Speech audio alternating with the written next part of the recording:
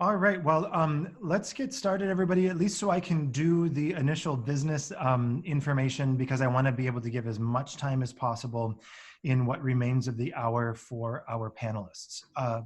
So to begin, my name is Matt Riker, and I'm the Director of Outreach and Engagement at GIA Publications, and I'm really glad to have all of you joining us today for this Homecoming Sunday conversation, the third conversation in our series. The way that this will work today is exactly the way it's described. This is very conversational. So our goal today is to be able to raise questions, maybe questions that we can answer, maybe questions that we can't, but to be able to spend time together sharing what's on our collective minds as we look at what's happening with coronavirus and our return to ministry. I'll let our panelists introduce themselves here in just a moment, but just a couple of real practical pieces. Again, at the bottom of the screen, you can leave a question for us in the Q&A feature. You can leave other comments and things in the chat function. As we're talking today, we're going to be mentioning a bunch of resources and a bunch of sites for additional information. Everyone who's registered for this live conversation will receive a follow-up email later today or tomorrow morning, and I'll do my best to include links to everything that we mentioned today in that email so that you will have those links and that you can share them with others in your community. Additionally, we are recording today's conversation, and that archived video will be made available later. I will make sure to mention in that follow-up email where you can find that link also. So again, you'll receive that follow-up email shortly. So you don't have to worry about trying to jot down all of the websites and all of the names of organizations you hear today. You can focus on the conversation, and I'll send you those resources later. Okay. One other final plug, on Friday, we have our next conversation in the series, our fourth conversation with Vicky Klima and Father Michael Jonkis, talking about how do we who have such a sensory-rich experience of liturgy understand virtual liturgy where we can't taste or see or smell or touch. So it'll be a wonderful conversation and a great follow-up to today's conversation. You can register for that free webinar through our social media pages for GIA on both Facebook and Instagram. Okay, that being said, Doctors Galipeau and Shapiro, I'm going to let you guys introduce yourselves, if you would, mention who you are and your role, and then we'll get started with our first question. Great, thanks Matt so much. Hi everybody, Jerry Galipeau here. I'm the Executive Director of Mission Integration for 3 hospitals here in Connecticut.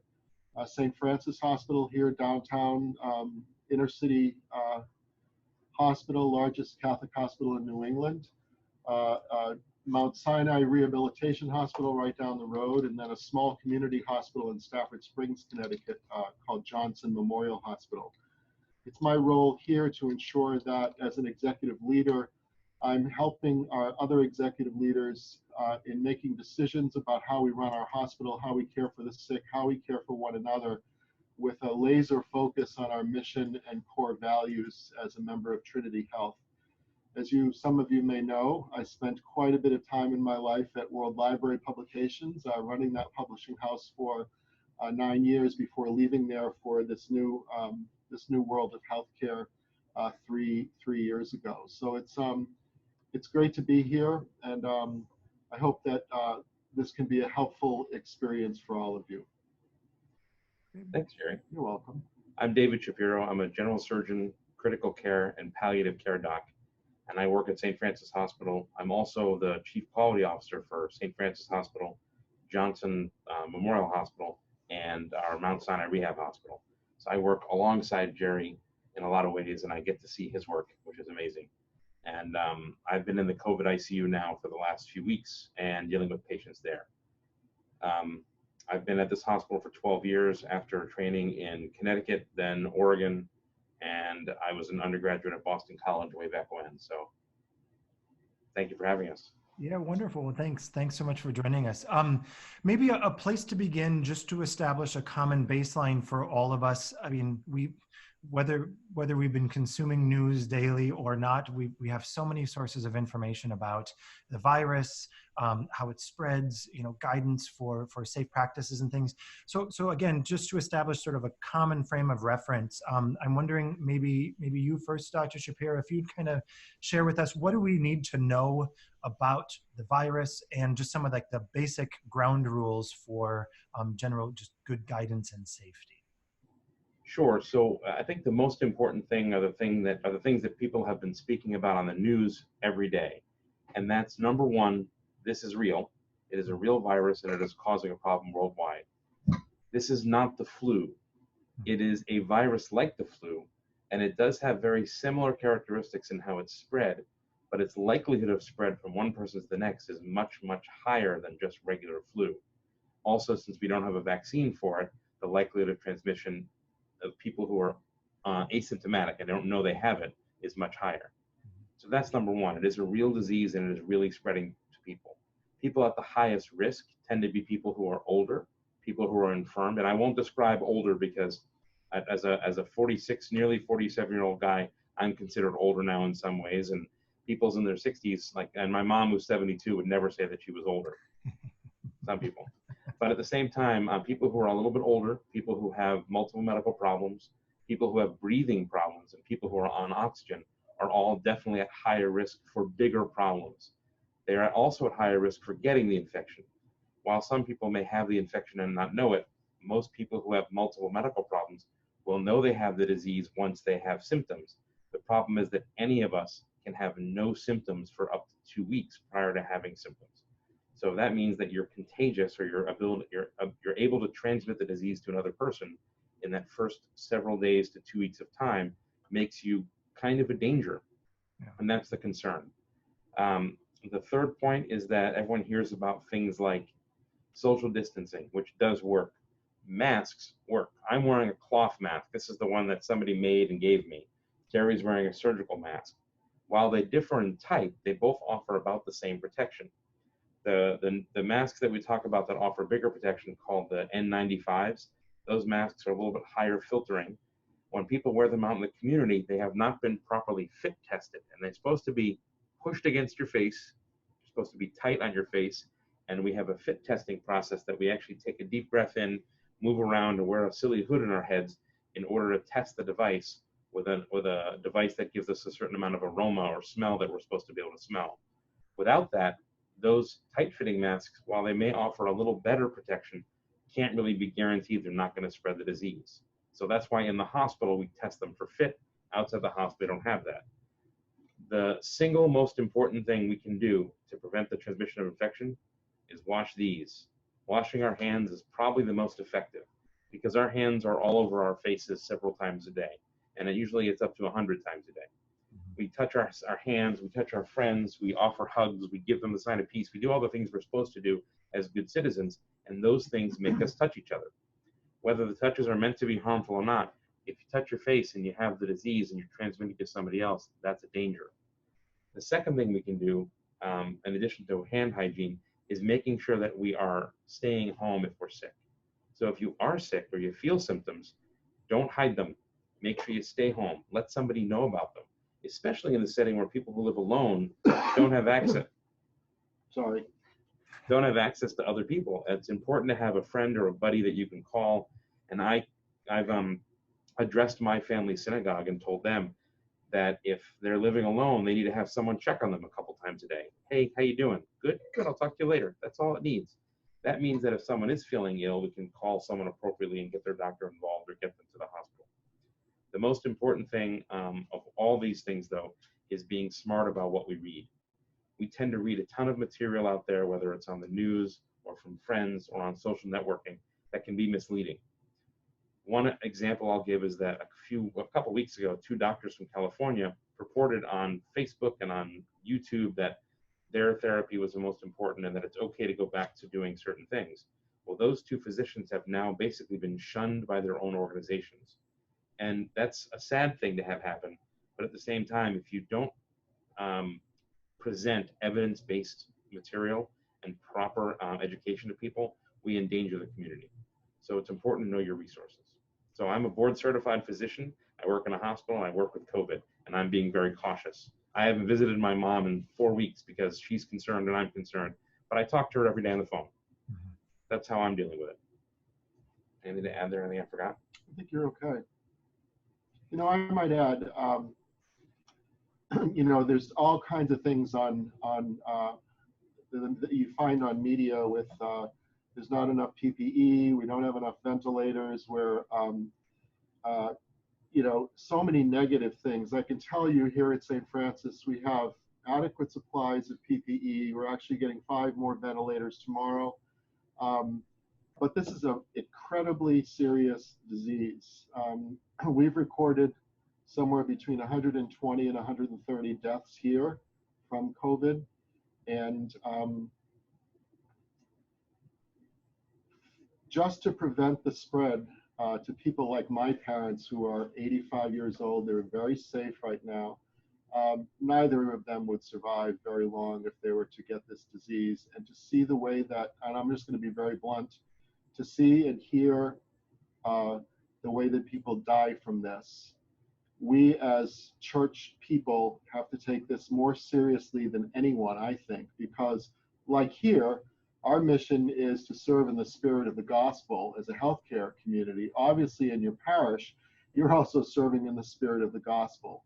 And that's all about preserving and protecting and respecting the lives of others, which is why when we start thinking about reopening or whatever words we're going to use for this, that absolutely has to be in the forefront, because that's who we are as Catholics. That's who we are as people of the gospel. And you don't want to get this disease, and you don't want to give it to anybody. Yeah. I'll also add that you'll notice that Jerry and I are sitting about 1.5 feet apart. We're not observing social distancing right here, but we're both wearing masks. We both cleansed our hands before we came in. And I actually have my little HEPA filter in my office sitting next to me that's blowing on us, so it's going to hopefully prevent us from having any infection between each other. We've also both been self-monitoring because I see him almost every day. We're getting our temperatures checked as we come in the hospital every day, and that means that we're being assessed on a daily basis at least. So we should be 6 feet apart, but since we're in a small group of 2 and we're in a big room with a filter, we feel comfortable doing what we're doing right now. Great. So let's jump in with a bunch of things here, right? I mean, so those of you who are joining us live, again, at the bottom, you'll notice the Q&A function. If you wouldn't mind putting your questions there, just so we don't miss any, that would be really helpful. So I'm gonna pitch the first question to you here. Could you address any increased risk as we look at gathering together again for public worship? In terms of services that would or would not have singing. So this person, Tina, is referring to information she's found about singing spreading airborne saliva particles at a much greater distance than just the 6 feet of social distancing that's recommended. If an entire congregation is singing, it seems like those 6 feet are inadequate. So if you'd speak to that, again, how do we maintain distancing? What are the recommendations once we are back together in the same church space? And then what about singing? So I can address part of it, and the unfortunate part is that we don't really know. Tina, your comment talked about having airborne, particles of saliva and things project about 26 feet. Even that number is unsure. It's probably longer, because I know people that can sing very well and have this amazing projection, and I can hear them in the next county if they're loud enough.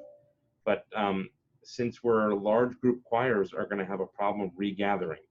And that's why some people are using things like Zoom, like this platform, or other technology to record before, and then playing them in their places of worship or online when they do it.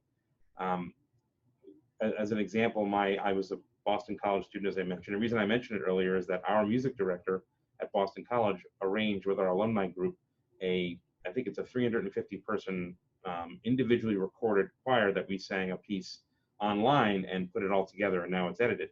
It took a couple weeks to accomplish, so it's not an easy endeavor. But we did that for the sake of avoiding having people sing together. And of course, we did it because we want to do something nice for our alumni community. But it's going to be very hard to figure out when to go back to having live choirs and singing in large groups, especially in the setting where everyone in the congregation may or may not be wearing a mask. people who are up there may or may not know they're ill. So that's going to be a lot longer than us getting together, if you ask me. And if you ask me, I think all these questions are moot because no one should be in a Catholic church, no one, without wearing one of these. And I would say that may go on for a year. As a former choir director, I know that's going to have a bit of a muted tone, and people are going to be 6 feet apart, but everybody in that choir is wearing a mask. Because even if we talk about this is only going to go this far, I don't want it to go this far. And I also, I told Matt this. I spoke with Archbishop Blair on Monday. We had about a 20-minute conversation. Archbishop Blair is the Archbishop of Hartford, and as many of you know, he's the chairman of the Bishops' Committee on Divine Worship. He was asking some questions, and I thought that a big Catholic hospital in his archdiocese could be a real consultative body for him as he thinks about reopening the Archdiocese of Hartford. So I brought that back to our medical team here, and the kinds of things that people were talking about, you know, the president of our hospital, Dr. Rodas, said maybe a year of mask wearing, not just in churches, but everywhere. Also, you see what the 7-Eleven does. You see what all these places do with putting social distancing markers down on the floor, arrows when you go. That's the way we have to start thinking. We have to start thinking like Costco in our churches. And the whole sense that hand washing stations when you come in, or hand sanitizing stations, if you are going to use hymnals, and I'll say this, with a hard surface or even a soft surface, if you come into the church and you wash your hands, and you probably wash them about 10 times before you even get in there, you're not transmitting, and again, David, you can take issue with this, you're not transmitting anything because there's nothing on your hands to what you're picking up. But you know, the other thing I think we need to think about is that we can't look at this as, you know, on July 1st or May 15th or June 1st, we're going to reopen, and this is what we're going to put in place. I think we have to be really smart and think about this in phases. And even when I say that, that's in the perfect world. We could say for the first 4 months, everybody's masked. After that, blah, blah. Then we're going to take this. But we don't know what this virus is going to do in the fall. We don't know what this virus is going to do in winter. We don't know in 2 weeks. We don't know if there's going to be a vaccine. We do know that we want to get back to worshiping with our communities. But if you can't do that safely and you're not willing to take this seriously, then just stay closed. Yeah. Sorry to be so blunt, but. So let me ask. So I'm going to group together a couple of the questions that were answered that relate a little bit to what you were talking about, Jerry. This is from Jeffrey and from Jennifer. So Jennifer asked the question, you know, which I know a lot of people are asking: should we empty pews of hymnals, missals, prayer cards? And then Jeffrey asks, related: is there a recommended means to, you know, between liturgies or between services, quickly disinfect pews, other hard spaces as we move between groups? And when I brought this up to our medical team here on Monday morning, again, it was, and I think this is a great opportunity for a new ministry in the church. In between services, disinfectant applied to all the surfaces that people have touched, handrails coming up the front steps of the church, anything where people have touched anything, sanitized in between. And then maybe at the end of a cycle of 2 or 3 or 4 or 1 mass, a real thorough cleaning of the church, and get the youth group to get involved. You know, get folks that well, you know, what would you, I don't even know what you'd call it, the new sanitizing ministry, I don't know, but again, whatever you can do, think about what you're doing at home. You know, this is public worship, and we just have to be so careful. And again, that might be, if the curve continues to go down, we might say, well, we're going to do this for 8 months and see how that works. I think the other comment I'll make to add to Jerry's comment is that this is not a new phenomenon of having people that are sick can't come to church. But when everybody's sick, they can't come. We have to figure out ways to allow them to be included in the processes. So if you think about it, the words new ministry really needs to reach out to the electronic world. And while some other churches have gone on television and done things that way, the Catholic Church can do things that are distance worshiping. And I hate to use a phrase that I don't think people have used before, but remote worship is fine. Those are things that people should get used to trying, at least for a period of time. You can't receive communion that way, not in the traditional sense, but those are things that we have to work ourselves around. Well, and I think that we need to seriously consider, we need to talk about, just because we've had Homecoming Sunday doesn't mean that live streaming of your masses ends. Right. Because my parents at 85 are probably, the next time they're in our church is going to be when they're wheeled in, frankly, because I'm going to tell them this is just not a safe place for you to be. And they're fine with that. But that also begs the question about what is a safe communion visit? What is a safe, and maybe after communion, when, if we're going to decide that Eucharistic ministers are again going to bring communion to the homebound, does the text of that prayer change? Because this world is a new world, and those people that are bringing communion into those environments have to be, if you decide to do that, super, super, super careful, even more so than anywhere else.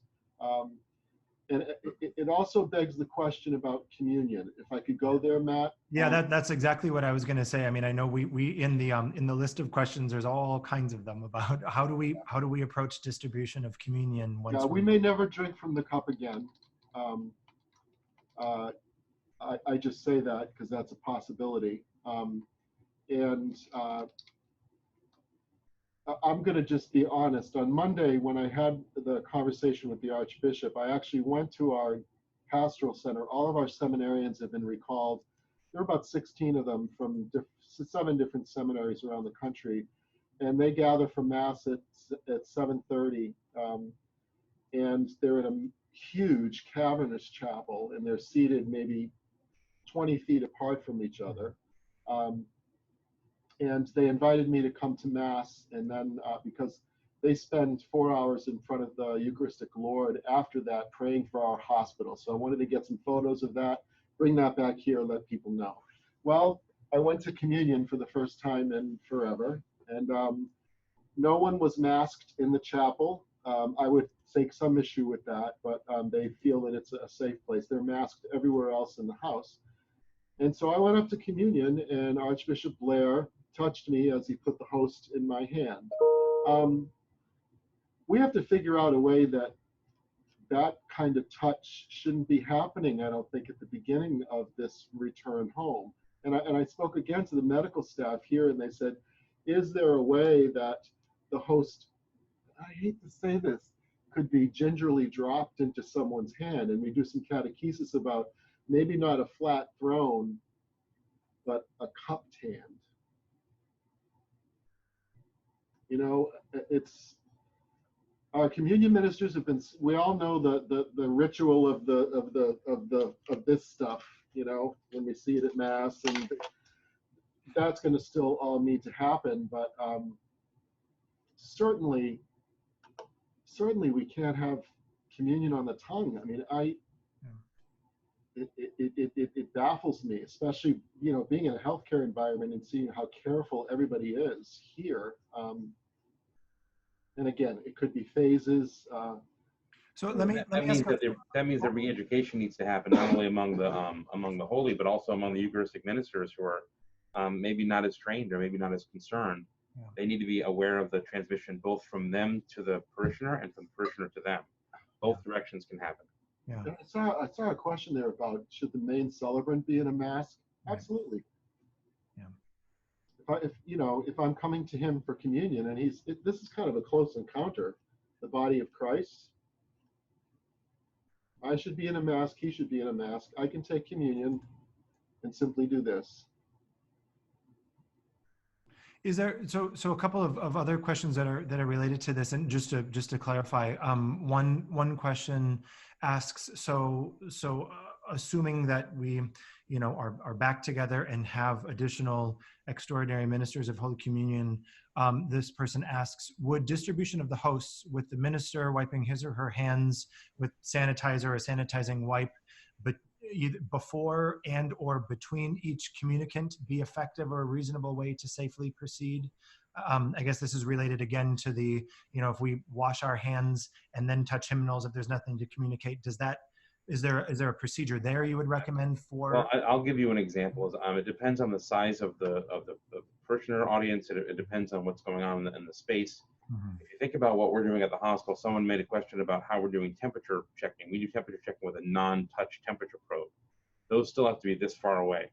Mm. And when we do have a temperature probe that touches the forehead and wipes across it, the nursing staff who are doing that check have to cleanse their hands and change their gloves between each activation of the device, which Mm-hmm. means that for 400 people coming in the morning around 7 o'clock in the morning, that takes, 400 times 20 seconds at least. That takes a long time. And I think that there have to be better ways to prepare so that, can you wear gloves? Of course you can wear gloves, but gloves have to be changed between each person they're in contact with. Do you have to wash your hands with the hand sanitizer? Yes, of course you do, but you still have to have a distance between the people. So it's not merely the cleansing of a surface or the using of a glove or barrier. It's the combination of those two things and the proximity to the other person. And those are very important things to think about. What would be horrifying is if a church went back to an ordinary everyday liturgy and had their experience marred by having many people get sick. That would just be a terrible situation. So we have to take every precaution to make sure that we're not offering parishioners and people coming to church for the sake of their religious community being sick or getting sick. Do you know, and maybe this relates to any of the liturgies or services that you offer within your own systems, chapels, or perhaps Jerry, in your conversation with the Archbishop. I mean, has there been much conversation about returning for public worship, but not for Eucharistic liturgies? I mean, are we going to return with a smaller, socially distanced congregation and have a morning prayer, or have something where we're not receiving the Eucharist? Are we going to have to phase this in that way? Well, two things. I have not heard any of those conversations at all. I'm following a lot of these folks that are here on Facebook and have not seen those showing of those conversations. Here at the hospital, we are still celebrating Mass at noon every day with a congregation-less chapel, and all that's just piped into the patients' rooms. Or if a colleague wants to sit down and watch Channel 4, they can do that.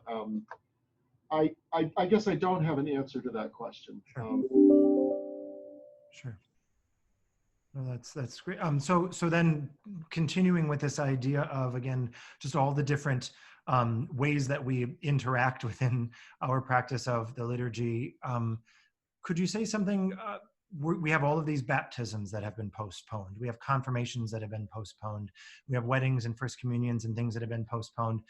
Could you speak to, again, holy water, chrism oil, all of these other types of materials that, again, are important symbols, but also involve touch and involve application?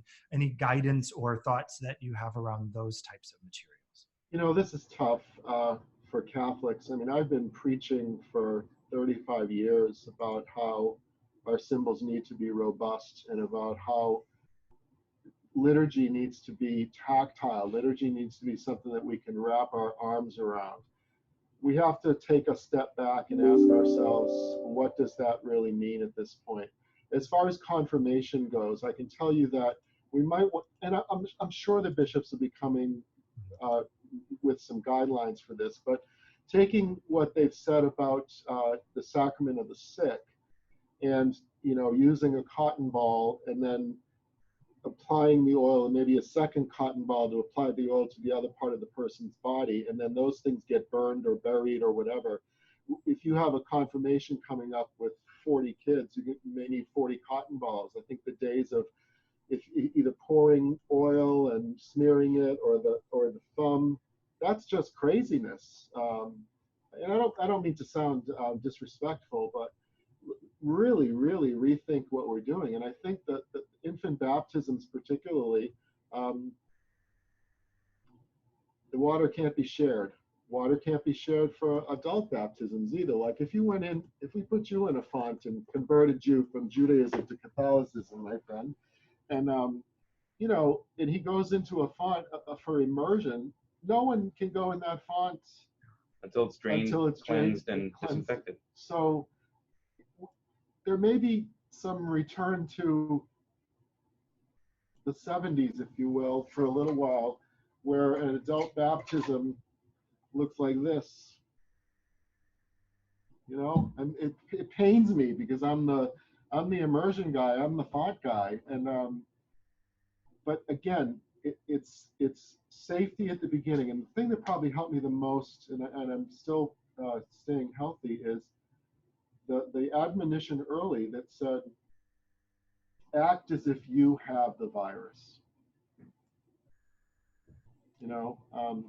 So I think for infant baptism, 3 babies at a time, it could be 3 separate water containers. And that sounds awful because people would be like, the purists among you or among us might say, well, that's a multiplication of images. And well, you know what? We need to ease back a little bit on our liturgical theology sometimes, and maybe get off that platform and say, what's the safest, best way to welcome this child into the community? And especially when we're thinking about the oil catechumens, chrism, and all that, every single step of all of these sacramental actions need to be rethought. And that's just like what we've done in the hospital. We have to rethink every step of the way. We're used to hand hygiene. Someone asked the question about using Purell after every step. That's fine to do, except 1 bottle of Purell is going to last for about 60 or 70 squirts. Well, there's more than 70 parishioners in most audiences, and you're going to run out. Not to mention, try finding it right now. Yeah. The hospitals have gotten up. There's a hospital in Jersey City, New Jersey, that ran out of hand hygiene products about 4 weeks ago. Why? Because they couldn't get any delivered. New York was taking everything they could. So if people can find the Purell, that's a great thing to do, but it's not only between each person. Someone also mentioned about the germs on our hands are much more than on our faces and tongues. That's true when you have your hands, but the germs that are in our mouths are vile. Our normal biome in our mouth has X, Y, and Z, but the risk of transmission of a germ from my hand to Jerry's hand, if I shake Jerry's hand, is moderate. The risk of me touching Jerry's tongue and transmitting to me is much higher. Even though the germs overall may be higher on our hands, exposure to these fluids in our mouths, saliva, is the worst. And it's not just transmission of all disease, it's of coronavirus itself. That's the bug we don't want to get.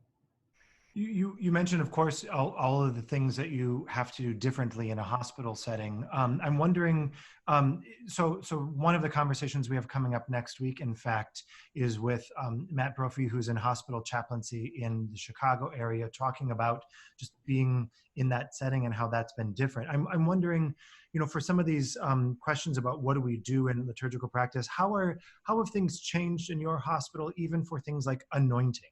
And I'm not asking because whatever practice you're doing now is going to become a guideline. I'm just asking. It's interesting, I think, and helpful to see the fruits of the thought process of one place, so we understand the questions and considerations we have to make ourselves. How are anointings being done in your healthcare system?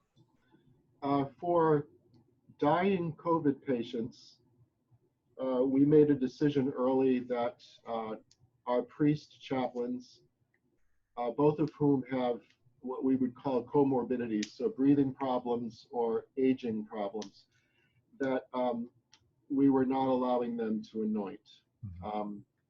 And one of the reasons we said that too was because of the personal protective equipment that they would need to put on, which is much more needed by medical personnel than they are. The Vatican was very helpful with indulgence, and we had many, many meetings about this. With the indulgence, also the use of the apostolic pardon. The priest can actually offer, many of you know this, can be in a unit like that, and with some catechesis can offer general absolution, to an entire unit of patients and staff if they're so disposed at that point. But I cannot take the chance of sending an old priest into a room to anoint a patient. And we have not had a lot of pushback from families with that. We do a lot of catechesis with them to say, you know, Pope Francis has said in these extraordinary circumstances, if your loved one has prayed in their life, then there's the remission of sins is occurring here. And it does, and frankly, it's not like there's a ton of family that are hanging around anyway, because we have a no visitor policy, and we will allow in certain cases a compassionate visit when the patient is close to breathing their last or being helped to breathe their last. I know other hospitals, it's different. I know, like in the Archdiocese of Chicago, other dioceses, there's groups of young priests who have banded together and they become the anointers and out they go. But that has not been our practice here. And I think the church has really done a good job in allowing, it's extraordinary what Pope Francis did by taking away everything that needed to be taken away to make sure that people are comforted in these last moments of life. There are a couple questions here that are in one way or another related to the question of a vaccine. And I'm wondering, Dr. Shapiro, could you talk about that, either where we are or what that means or what realistically a vaccine would or would not do to the calculus here? Sure. So vaccines are wonderful things, but as we all know, even the flu vaccine doesn't protect everyone in the world who gets it. Vaccines are fantastic options. They do work and they can be obtained, but they take a while to create. The difference in coronavirus, someone actually asked the corona versus SARS, and the difference that we don't have a vaccine for SARS because its transmission was so much more complicated. COVID-19 is much more easily transmitted, and easily transmitted viruses affect a large percentage of the population. Social distancing, as we hear about, may flatten the curve so that we have more infections over a longer period of time, or the same amount of infections, or even fewer infections over time. But the peak or the big spike of patients that we see is avoided that way. The reason that's important is because it decreases the demands of the healthcare system. We only have a certain number of beds, a certain number of ventilators, and a certain number of the protective equipment that we wear so that we can avoid transmitting infection from patient to provider and from patient to patient. When it comes to vaccines take a while to create. There's a few that are being discussed right now. I know that there's a testing of one version of a coronavirus vaccine that I think it's in Germany, and a couple other countries have modified versions that are being worked on, but many of these rapidly created vaccines are made from RNA. RNA is one of the genetic material that's in the inside of each of our cells. Bacteria have the same type of material, and when our cells replicate what the virus makes us make, then it can cause an effect on the virus itself. The challenge is it has to be then tested. And even if it's quickly tested, it takes months and months to get the testing done. And if you think about flu vaccine, that affects, it confirms or confers a sense of immunity in probably about 80 to 90% of people. So it doesn't affect everybody. The other tidbit is that we know that there's at least a little bit of evidence right now that people who have antibodies, which really what the vaccine is supposed to do is help you make antibodies without experiencing the disease first. So if I expose you to one of the proteins in the virus, then you can make an antibody to that protein, and then if you're exposed to the virus, you can fight it very quickly. There's two main challenges there. And we don't know which protein is the best target for a vaccine.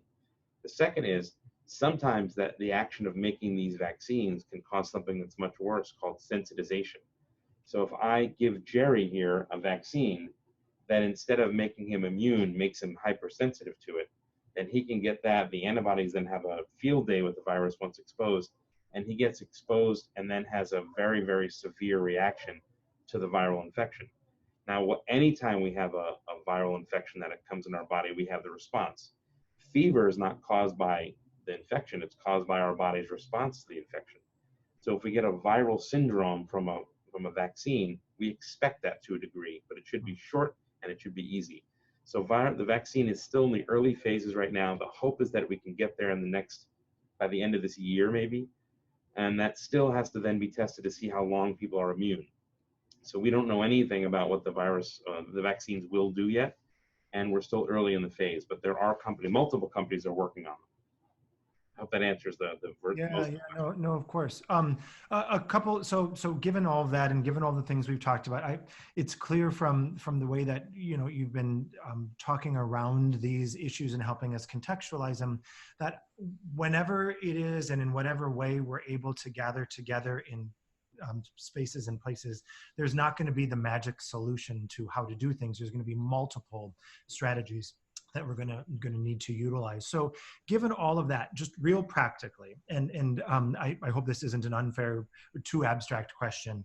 If I'm looking at my parish structure, my building, and we have the clear to resume for some type of public worship, whether that's Eucharistic liturgy or something else, people can gather.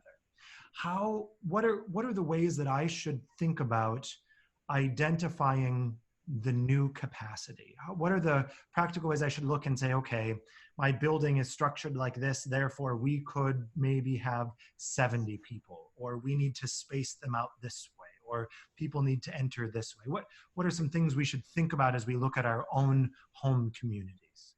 So I think that the answer to this is just related to what Jerry said earlier, is that look at the Costco model. What has Costco done? What has Whole Foods? What has Stop and Shop done? They've limited the amount of people in the room or in the building at any given time. They've forced them to wear masks, and they required them to stand 6 feet apart and follow a course.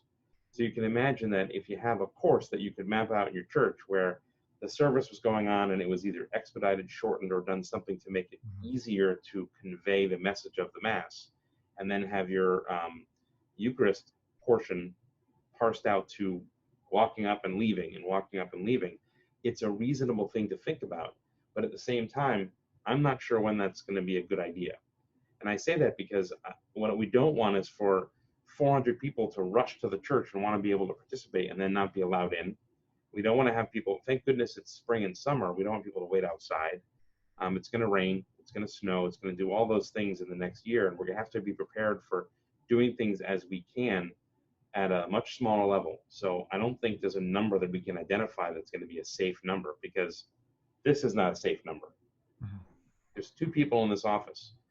Neither of us have been infected with COVID that we know of. Most of us, we have both been exposed because we're in the hospital, as Jerry moves away from me. But there's no way to know. And unfortunately, there's no way to really be sure about what is the best option and what is not. We believe in evidence in the world of medicine, and we have to do things the proper way. So if somebody wanted to say, let's expose people in a certain way and see who gets sick, that's just not an ethical thing to do. So it's not appropriate to make that as the test.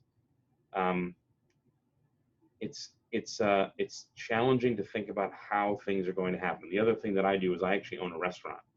And in the restaurant, we closed because we didn't want to have our staff exposed, and we didn't want to risk the problem with our customers.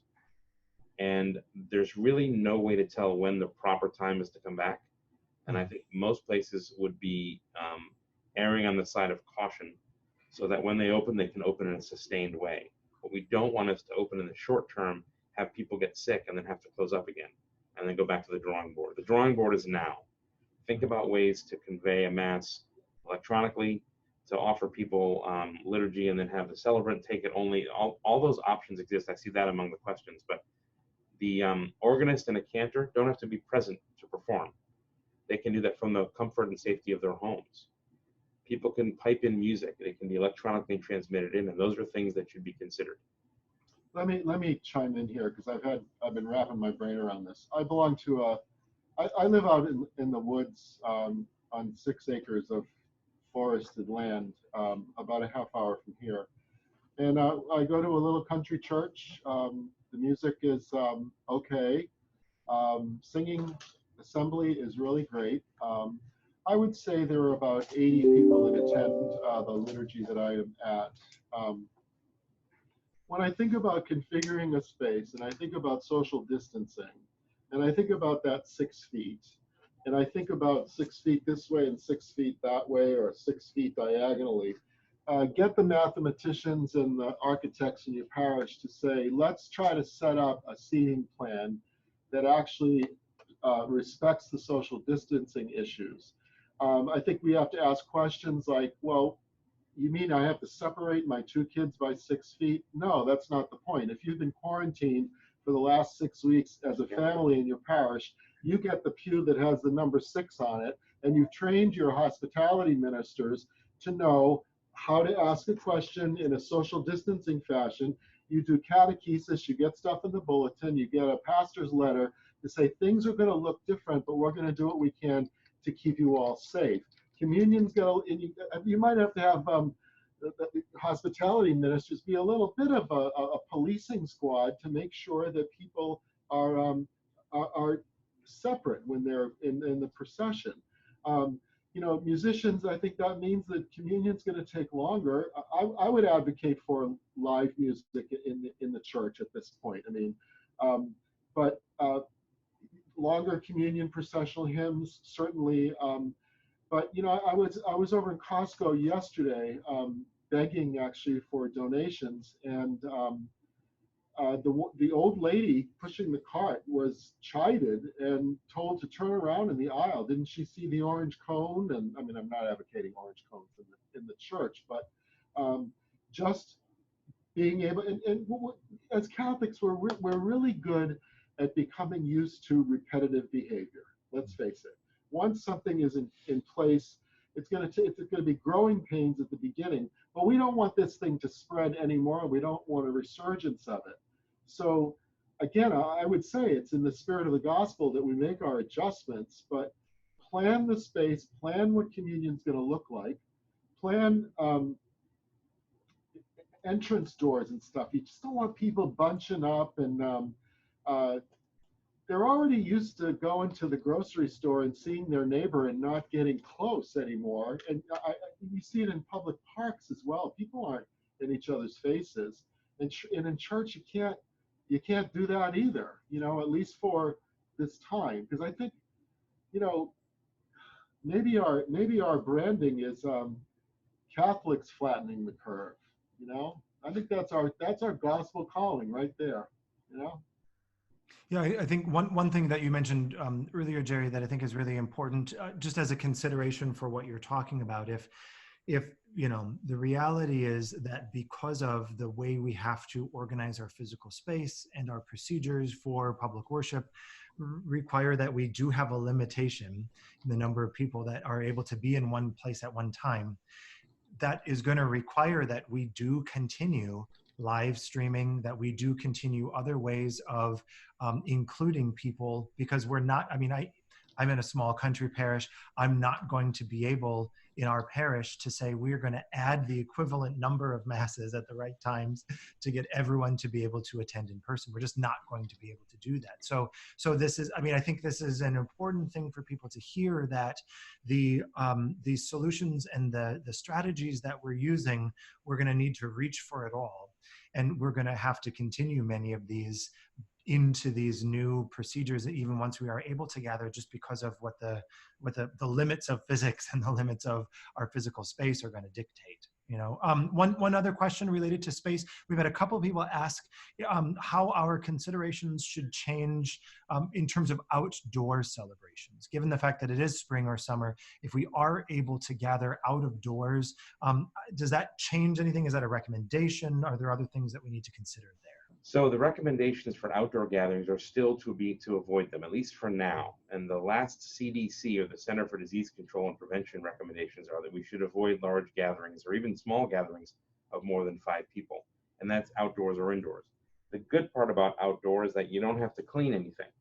The wind, the rain, all those, the nature outside means that if you have surfaces outside, they don't need to be wiped or cleansed, because the biome, or the things that are living out there, usually will be enough to prevent the virus from infecting you. But person-to-person contact can still do it and can still transmit virus. So we have to be very cautious about going to playgrounds and being at, you know, outdoor areas where you can sit, because those are surfaces that can transmit virus. So we have to be very cautious about allowing that sort of thing. Crowds are still recommended to avoid. We're still recommending to avoid crowds. Keep that 6-foot spacing between people, and that's why even outdoor spaces. As an example, at Home Depot the other day, I had to go get something to fix for my mother's house. She didn't let me visit, but she let me fix something.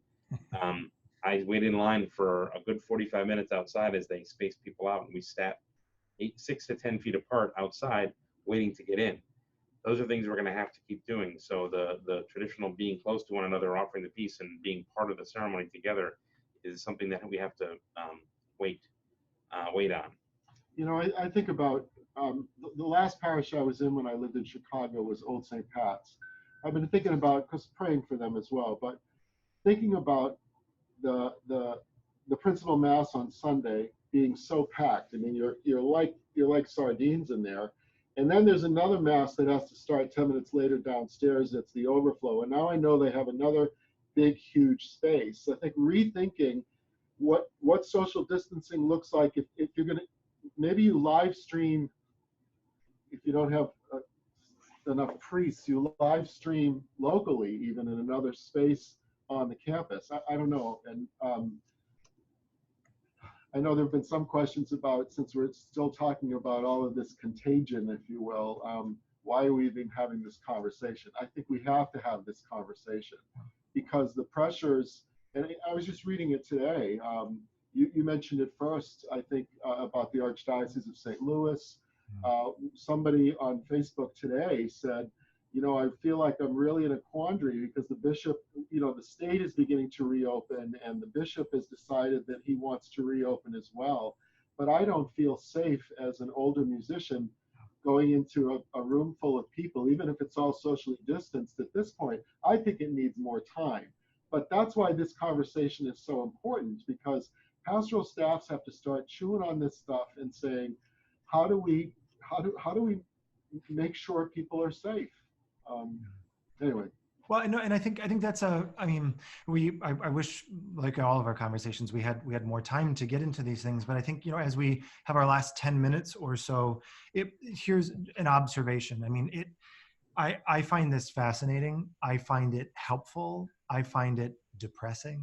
I find it scary. I find it reassuring. I mean, I feel all of these things. And I think, you know, what I'm learning from many of these conversations we've had in this series is that none of us are trained for this or prepared for this. We all receive information. We all are going to need to create different procedures, different ways to have conversation and to discuss these things to find solutions. So I mean, I know we're not going to get to all of the questions that are still open, but I mean, questions like, you know, do we limit liturgies to people of certain ages? Is it safer to bring communion to people in cars than have them come through? Is there a ticketing system? Do we set the capacity at a certain number? Do we just use an organist or cantor? Can we use hymnals if people wash their hands, or do we take them out? I mean, the answer, of course, to all of those things are maybe, you know, depending on the way that we think about these and the way that we have those conversations. So all of those things I mentioned to ask as we look at our final few minutes together. There are no simple solutions to any of these things, and they're going to require a lot of thought and a lot of consideration and a lot of creativity, which I know is sometimes can be a scary word when it comes to liturgical practice. What are knowing there aren't simple questions or simple answers to these questions, what do you recommend we keep at the forefront as we make these determinations and considerations for our families, our parishes, our communities, our dioceses? You know, we don't have simple answers to how to arrange people in your music ministry. But what are the things we always constantly have to have at the forefront as we try to arrive at whatever is going to work for our community? I'd say, from my perspective as a healthcare provider, is that making sure that people, if they are sick, don't come to church, and they don't have to come to the church to participate in the event. That's first and foremost. Don't expose other people to you, and don't be exposed to someone who's sick, because we don't know if you're at risk when you come in, so we can't prepare. I think the question about hymnals and missals and prayer cards is an important one, because I always tell people this: if you don't know who touched this before you, don't touch it. Mm-hmm. If you don't know who was there handing it to you, or if they've washed their hands, don't take it. Those are things that are simple, and they may not allow you to participate the way you want to. Mm-hmm. But I mean, I'm a naughty boy. I don't go to synagogue as much as I used to, but the rabbi that took over my family's synagogue put all all the prayers on a screen and projects them so everyone can participate. And he does one in large letters and one in Hebrew. That way people can participate in either way, the way they feel comfortable. And that made sense to me. He actually got the idea from a local Presbyterian church. So everyone's doing their own thing and thinking of good ideas that can help keep people engaged when they're there. I then, of course, asked him, but you're allowing people in your congregation? And he said, yes, we're having only 20 people upstairs and only 50 people downstairs, so they're spacing people out. But at the same time, they're still coming into an environment that could be a danger to them. So if you don't know who is there or what the air is like, and if you don't have air handlers that are changing the air at a certain amount of time, you don't know what danger you could put people in. So the best thing to do is go electronic for now, keep people at a distance, and make sure people are keeping themselves healthy at home.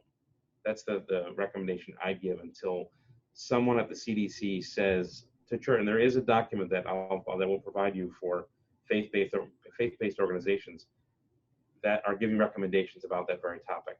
When they feel comfortable, I feel comfortable. And I think this conversation is for the vast majority of people that are here, this is the until conversation. I mean, we shouldn't be doing this Sunday, obviously. We've got a long way to go before this happens. But, you know, you've heard me say safety, safety. You just have to think about that. I don't want any of you putting any of my family members in danger, frankly, and I'm not going to do anything to put anybody else in danger. But I think we have to realize that the Catholic community in the United States is made up of really smart people.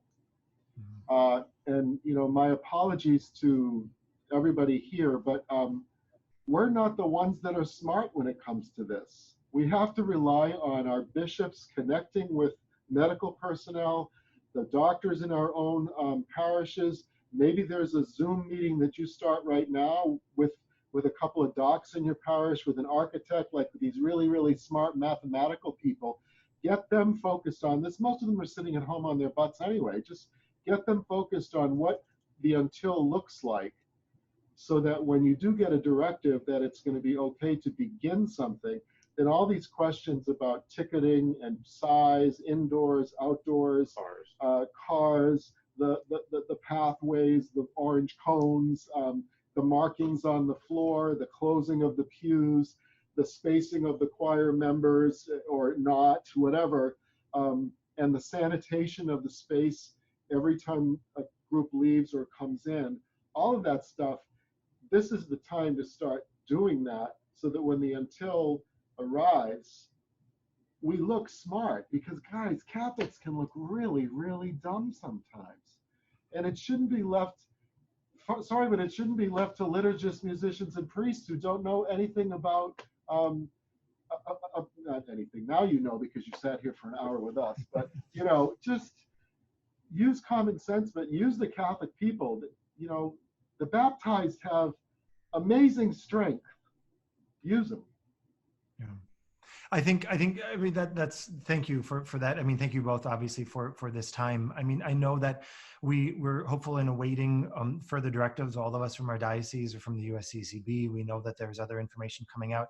I see, again, in both comments and in the questions, I know all of us are in different situations where some of you are in dioceses that are saying, yeah, reopen this weekend. And some of you are in dioceses who still have another month before they're going to take up the question.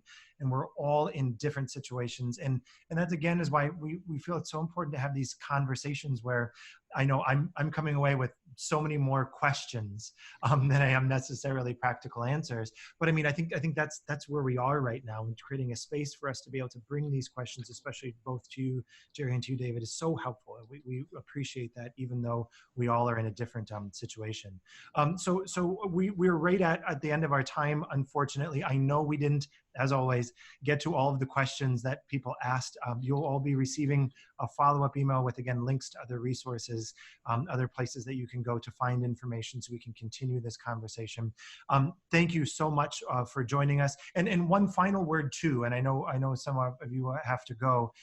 thanks to all of you who are joining, who are pastors and liturgists and people in diocesan offices who are trying to find answers to these difficult questions that are so challenging to answer. We know how difficult that is. And so thank you for your hard work and for wrestling with these on behalf of all the faithful. We really, really do appreciate your thoughtful response to all of this. So thank you both, Jerry, David, thank you so much. Thank you for all the work you're doing right there on the front lines on behalf of all of us. Really, truly, it's heroic and we appreciate it. And we look forward to all of you being able to join us again for another Homecoming Sunday conversation. So thanks for being here.